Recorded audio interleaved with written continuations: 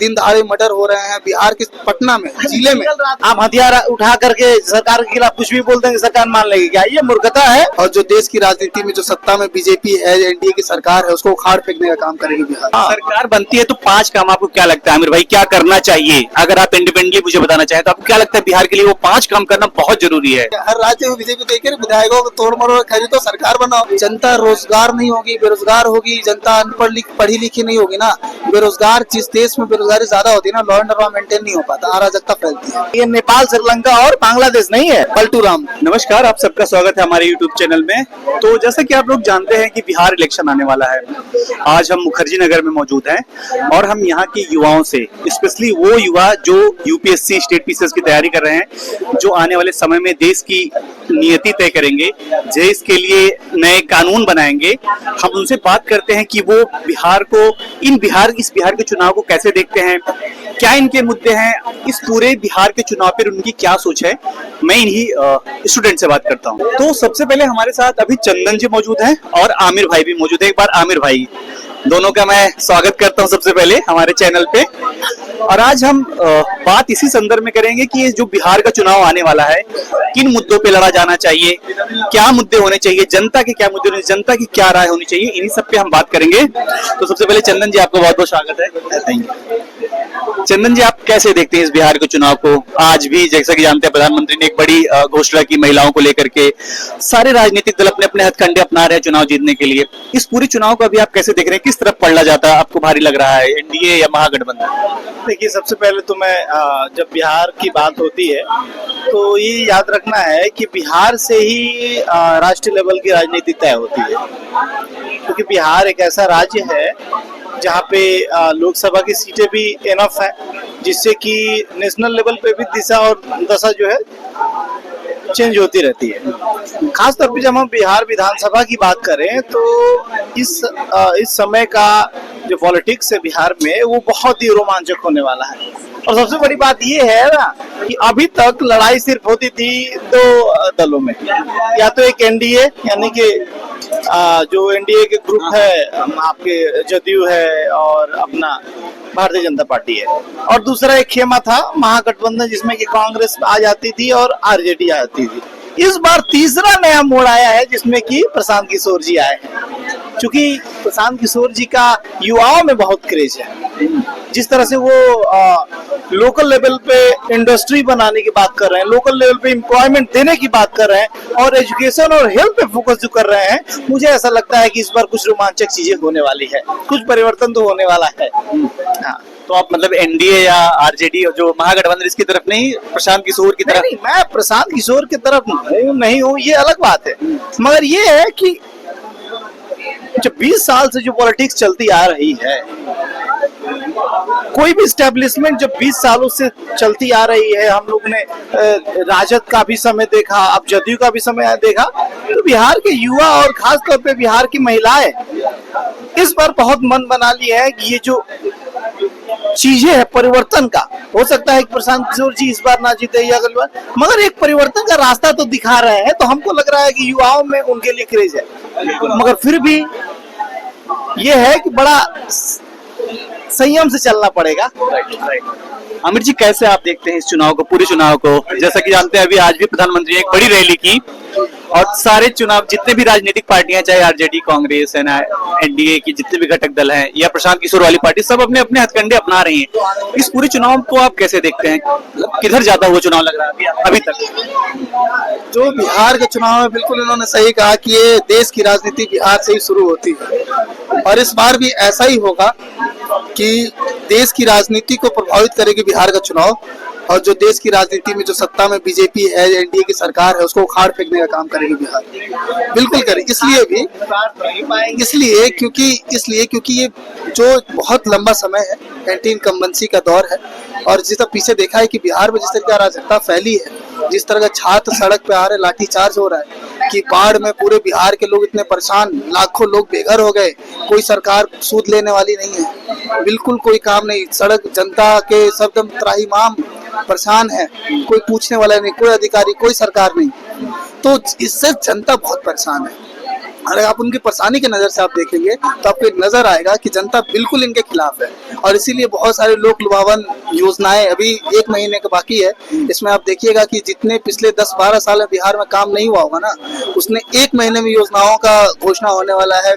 केंद्र सरकार, बिहार सरकार सब मिल के तो ये करेंगे। सिर्फ लोक लुभावन है, लेकिन जनता सब समझ चुकी है। जनता को पता चल गया है कि ये सिर्फ चुनावी वादे हैं, अभी चुनाव के समय करेंगे, इसके बाद नहीं करेंगे। और जिस तरीके से सड़क पर दिन दहाड़े मर्डर हो रहे हैं बिहार के पटना में, जिले में, रात से तो सही है, लेकिन ये बात चंदन, मैं इस बात से, मैं आमिर की बात से सहमत हूँ वास्तव में कि मर्डर की घटनाएं चाहे आए दिन हो जाए, या जिस तरीके से भी कह रहे हैं कि भाई ये लोग 1 महीने चुनाव बचा है, अब पिछले 20 सालों से सरकार है, तब तक तो उन्होंने योजनाएं घोषित नहीं की।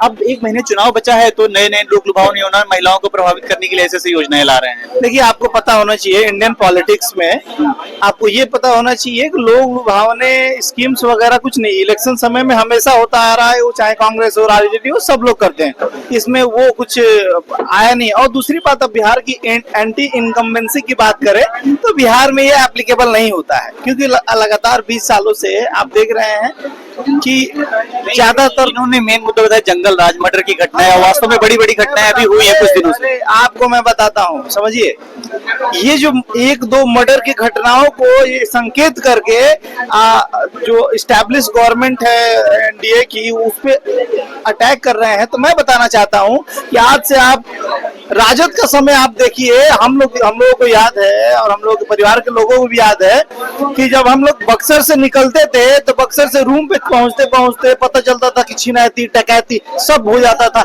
आप जो है 8 बजे के बाद आप कहीं ट्रैवल नहीं कर सकते थे, उस राज को हम लोगों ने देखा है। दिन दहाड़े वो आरजेडी के जो मामा है, कौन है, यादव, हाँ साधु यादव, उनका आतंक हम लोगों ने देखा है। तो ऐसी बात नहीं है। इस आधार पे आप ये जस्टिफाई चंदन नहीं कर सकते हैं कि आरजेडी की सरकार में जंगल राज था तो ये भी जंगल राज जायज है, ये तो आप नहीं कह सकते ना। जंगल राज मैंने कहा कि 1-2 घटनाएं हैं उस पे इफेक्टिव, अभी 1-2 मर्डर की घटनाएं उस पे इफेक्टिव हम लोग का लॉ एंड ऑर्डर कर रहा है। से कई घटनाएं हुई है, नहीं बाहर से कई घटनाएं हुई, 1-2 मर्डर नहीं। बिहार के बड़े बड़े उद्योगपति को सड़क पर दिन दहाड़े गोली मार दिया गया, 1-2 घटनाएं ही है, 1-2 घटनाएं। सड़क जब अपनी काम किया गया, अरेस्ट किया गया, ऐसी बात नहीं है। पेपर लीक हो रहा है, ये हो रहा है, वो हो रहा है, हर समस्याओं में आप जाइए ना, सभी जब व्यापक रूप से आप देखेंगे तो लगेगा कि व्यापक समस्याएं व्याप्त है, जनता में आक्रोश है, जनता परेशान है, इसको आप ऐसे इग्नोर नहीं कर सकते ना। ठीक है चंदन जी, एक बात और मैं आपसे पूछना चाहता हूँ। अभी आज ही जो एएमआईएम के अध्यक्ष हैं असदुद्दीन ओवैसी, वो आज बिहार दौरा किए। उनसे एक पत्रकार ने पूछा कि आज आप हैदराबाद से बिहार आए हैं, तो उनका कहना था कि मैं चांद से तो आया नहीं हूँ, मैं हैदराबाद से ही आया हूँ। कैसे देखते हैं आप? नहीं, हैदराबाद से आए हो, कहते हैं कि मैं चांद से थोड़ी आया हूँ। उनसे पत्रकार पूछते हैं कि हैदराबाद से, कहते हैं भाई मैं हैदराबाद से आया हूँ, देश भी हैदराबाद में है। साहब देश के नागरिक हैं और इस ऑपरेशन सिंदूर के दौरान उनके जैसा व्यक्ति था कि पूरे देश में जब ये चर्चा चल रही थी, वो स्ट्रांगली गवर्नमेंट के साथ खड़े थे कि हमारी गवर्नमेंट कुछ भी करे। उन एनडीए की बता रहा हूँ, केंद्र भले वो अलग पार्टी से हैं, बीच में विरोध हो, वो स्ट्रांगली इंडिया के साथ खड़े थे बिल्कुल।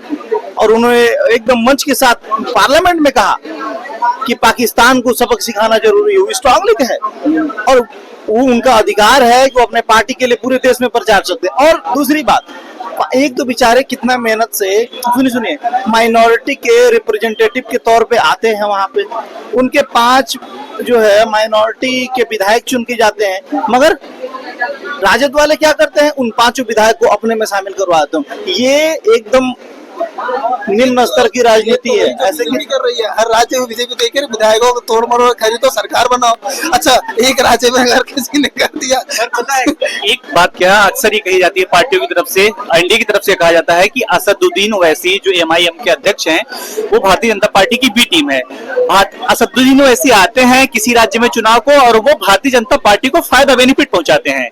उनका मकसद ही इतना होता है कि एनडीए की सरकार बनाया जाए। देखिए ऐसा नहीं है, बी टीम ए टीम कहने के लिए हर कोई कहता है, लेकिन राजनीति में कोई उतरता है अपनी जीतने के लिए उतरता है, ठीक है।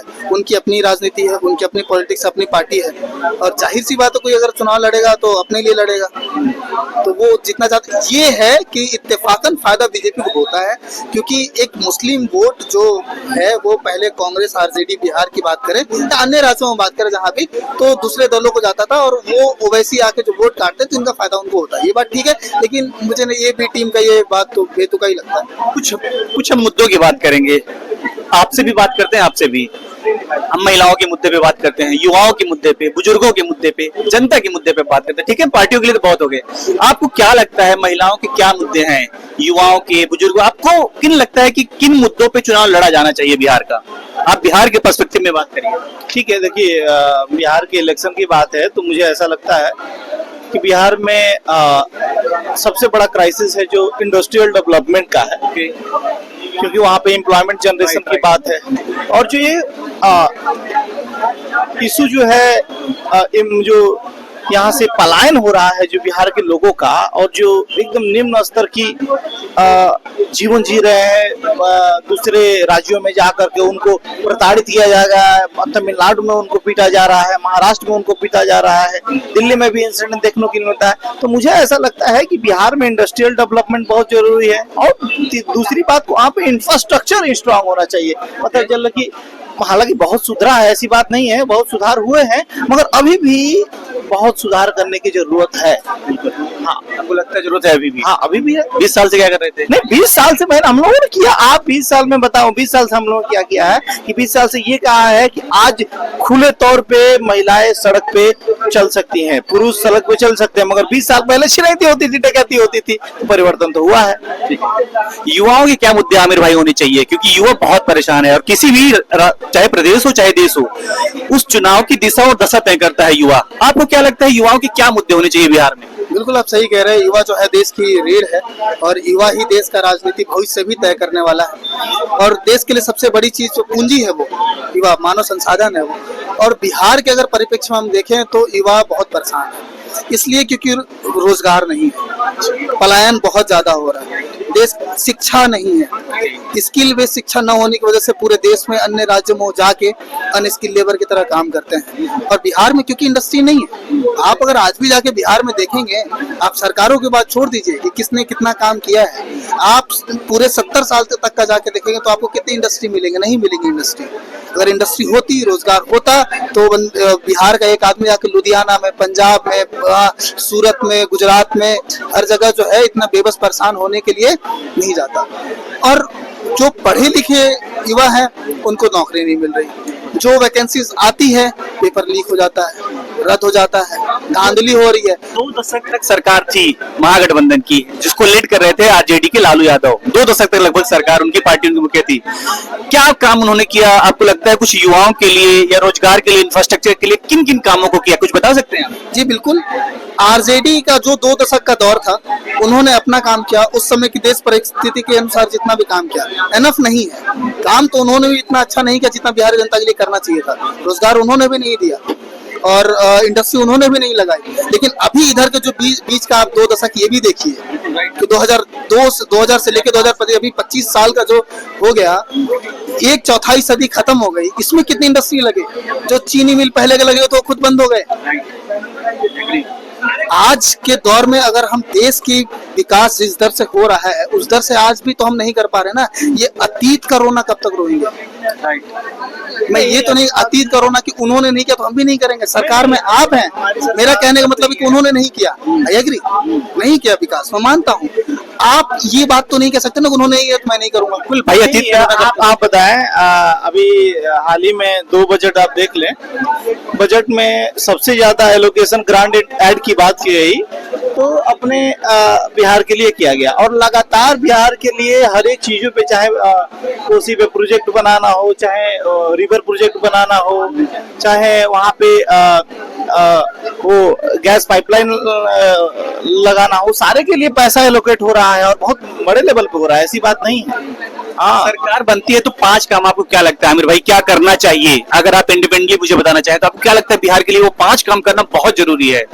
कोई भी सरकार बने, मेरा तो मानना यही होगा कि सबसे पहले वो शिक्षा, रोजगार पे काम करे, पलायन रोकने का काम करे, इंडस्ट्री लगाए अपने यहाँ, रोजगार व्यापार को बढ़ावा दे। बिहार बहुत बड़ा राज्य है, बहुत बड़ा संसाधन है, वहाँ पे हर तरीके से मानव संसाधन के साथ साथ रिसोर्सेज भी है, हम उनका इस्तेमाल करें और बिहार में इतना विकास करें, हर समग्र विकास करें कि वो देश का नंबर 1 राज्य बन सके। ठीक, आपको लगता नहीं लॉ एंड ऑर्डर? बिल्कुल लॉ एंड ऑर्डर है इसमें, इसके बिना लॉ एंड ऑर्डर के बिना विकास कैसे होगा? टॉप प्रायोरिटी होनी चाहिए ना लॉ एंड ऑर्डर, क्योंकि बिहार में बहुत बड़ा इस समय लॉ एंड ऑर्डर इशू है। चीज ये भी है ना कि लॉ एंड ऑर्डर क्या, अगर आप जनता रोजगार नहीं होगी, बेरोजगार होगी, जनता अनपढ़ पढ़ी लिखी नहीं होगी ना, बेरोजगार, जिस देश में बेरोजगारी ज्यादा होती है ना, लॉ एंड ऑर्डर मेंटेन नहीं हो पाता, अराजकता फैलती है। ओके, इनका कहना है कि अगर रोजगार नहीं मिलेगा युवाओं को, वहाँ बेरोजगारी रहेगी, अशिक्षा रहेगी, तो वहाँ लॉ एंड ऑर्डर मेंटेन नहीं हो सकता है। नहीं, ये तो जबरी से सड़क अपने अधिकार की मांग करने आप लाठीचार्ज कर देंगे, कौन सा लॉ एंड ऑर्डर है वो? नहीं, देखिए, प्रोटेस्ट करने का सबका अधिकार है, ऐसी बात नहीं है। इनका कहना है कि अगर आप बेरोजगारी बढ़ाएगी, अराजकता बढ़ेगी, तो उठा लेंगे क्या? इनका ये कहना है कि लॉ एंड ये ऑर्डर गलत बात है। दिक्कत हो जाएगी। नहीं, आपको अधिकार है गांधीवादी तरीके से, आप पीसफुल तरीके से प्रोटेस्ट करिए, और ये डिपेंड करता है कि कितना आप हथियार उठा करके सरकार के खिलाफ कुछ भी बोल देंगे, सरकार मान लेगी क्या? ये मूर्खता है। आप पीसफुल प्रोटेस्ट कीजिए, ये आपका अधिकार है, संविधान के द्वारा प्रदत्त अधिकार है, मगर इसका मतलब ये नहीं है आप वायलेंट हो जाइए। नेपाल, श्रीलंका और बांग्लादेश नहीं है। नहीं, वो नेपाल, श्रीलंका, बांग्लादेश नहीं कहना चाह रहे, उनका ये कहना है कि प्रोटेस्ट पीसफुल तरीके से करिए और आप अपना डिमांड रखिए। हमारा जितना रिसोर्सेज है, लिमिटेड रिसोर्सेज जितना है, उस रिसोर्स में हम लोग प्रोवाइड करने की कोशिश करेंगे, और ऐसा भी नहीं है कि सबको रोजगार सबको दे दिया जाएगा। ठीक है, आपके मुद्दे क्या है? पांच हमारे मुद्दे ये है। सबसे पहला, क्या करना चाहिए? इंफ्रास्ट्रक्चर को मजबूती दिखाने, उस चाहे रोड हो, वहाँ पे रेलवे हो, वहाँ पे बिल्डिंग्स वगैरह हो, मतलब इंफ्रास्ट्रक्चर पे काम करना चाहिए। ठीक है, वीमेन एम्पावरमेंट पे बहुत ज्यादा जरूरी है, क्योंकि वीमेन एम्पावरमेंट पे और यूथ एम्प्लॉयमेंट के ऊपर बहुत ध्यान। एम्प्लॉयमेंट, ओके, और इंडस्ट्रियल डेवलपमेंट, और इंटीग्रेटेड इंडस्ट्रियल डेवलपमेंट, और ये नहीं कि इम्बैलेंस तरीके से रीजनल डेवलपमेंट होनी चाहिए कि जहाँ पे पिछड़ा है उसमें ज्यादा फोकस करे। जब सारा इंडस्ट्री आप पटना को ही कैसे दे देंगे? सारे एरिया को भी कवर करना जरूरी है, और ये इस तरह से होगा तो उचित रहेगा मेरे को। हाँ, शिक्षा है, स्वास्थ्य, तो ये तो इम्पोर्टेंट है, ये तो बेसिक चीज है, इसको तो मिलना ही चाहिए। ठीक है, एक थोड़ा सा रैपिड फायर करते हैं। कुछ अगर आपको एक लाइन में बोलना हो, तो मैं कुछ नेताओं के नाम लोग आप बता सकते हैं, एक लाइन उनके बारे में। आपसे शुरुआत करें, आपसे, जिससे बोलिए। आमिर भाई, चंदन जी से करते हैं। चलिए, आप एक लाइन में अगर आपको बोलना हो, तेज प्रताप यादव। तेज प्रताप बेहतरीन नेता, बहुत अच्छा नेता, मन का साफ व्यक्ति और एकदम पवित्र आदमी, उसको आगे बढ़ना चाहिए। सम्राट चौधरी, झूठा नेता। ओके। विजय सिन्हा, बढ़िया, respected person. Nitish Kumar, Paltu Ram. Okay. और ये तेजस्वी, युवा नेता। युवाओं का नेता। फर्जी भाई के साथ धोखा कर दिया, अपने सीट पे जाने के चक्कर में मुख्यमंत्री बनने से भाई को धोखा दे दिया। भाई को आज को अकेले भटक परेशान हो रहा है। चलिए, ठीक है, लास्ट क्वेश्चन, लास्ट एकदम, नरेंद्र मोदी के बारे में आप क्या कहना चाहते हैं? देश को बर्बाद करने वाला नेता। राहुल गांधी के बारे में? नहीं, बस राहुल गांधी के बारे में बताइए। राहुल गांधी युवाओं को भटकाने वाला व्यक्ति। हाँ, बहुत बहुत शुक्रिया आप दोनों का, आप हमसे बात किए, बहुत अच्छा लगा। और देखिए, इन्होंने बहुत बेबाकी के साथ बहुत खुल के अपनी अपनी बात रखा। इनका क्या सोच था, ये किन मुद्दों पे बिहार चुनाव लड़ना चाहते हैं, किन मुद्दों पे बिहार का चुनाव लड़ा जाना चाहिए, क्या असल मुद्दे हैं, बड़े तर्कों के साथ, बड़े तथ्यों के साथ और बड़ी जिम्मेदारी से अपनी अपनी बात रखी। इसी तरीके की हम फिर से डिबेट कुछ कवर करते रहेंगे। आप हमारे साथ बने रहिएगा। नेक्स्ट वीडियो में हम आपको जोड़ेंगे एक नए डिबेट के साथ। शुक्रिया।